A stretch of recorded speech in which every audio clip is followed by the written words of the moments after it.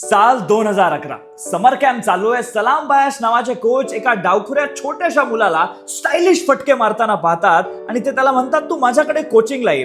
तो मुलगा त्याच्या आई वडिलांशी बोलणं करून देतो. आई वडील म्हणतात की मी तर एक साधा इलेक्ट्रिशियन आहे, मला तुमच्या फी नाही परवडणार, क्रिकेटसाठी नाही पाठवू शकत. त्याच्यावर कोच म्हणतात की ठीक आहे, तुम्ही त्याला माझ्याकडे पाठवून द्या, मी काम करेल, पण घर आणि कोचिंग सेंटर यातलं अंतर पण भरपूर मोठं आहे. कोच म्हणतात त्याची काळजी करू नका, मी स्वतः अर्ध्या वाटेपर्यंत येईल, त्याला घेऊन येईल. पुढे जाऊन त्याला राहण्यासाठी जागा देतात आणि तो मुलगा अंडर 16 अंडर 19 मध्ये कामगिरी करत राहतो. आणि त्याच वेळेला एक अशी टीम जी IPL मध्ये हिरे शोधते त्याची त्याच्यावर नजर पडते. मुंबई इंडियन्स त्याला 2021-22च्या सीझन मध्ये 1.7 कोटी रुपये देऊन आपल्या टीम मध्ये घेतात. मुंबई इंडियन्सच्या ताफ्यात तो येतो आणि इथेच तो फुलायला लागतो.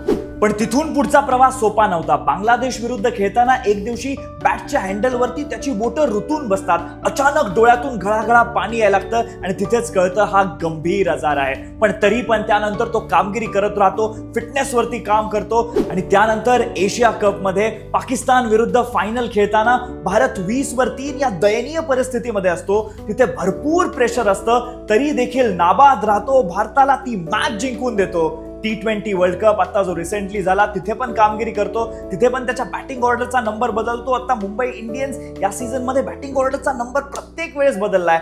LSG विरुद्धच्या सामन्यामध्ये त्याला रिटायर आउट केलं कारण त्याचा स्ट्राईक रेट चांगला नव्हता. पुढच्या GT विरुद्धच्या सामन्यामध्ये 22 बॉल 19 रन, असं वाटलं की इथे पण रिटायर आउट करतील की काय, पण तो दटून राहिला. तिथे शतक त्यानं ठोकलं. 45 बॉल मध्ये ते आलेलं शतक. आज पण तो तसाच खेळला, कमबॅक करून दाखवला. प्लेयर स्वप्न पाहतात, पण त्यांना घडवणारे, त्यांचे स्वप्न पूर्ण करणारे हे कोचेस असतात. अशा सर्व कोचेसला सलाम आहे आणि मानाचा मुजरा आहे.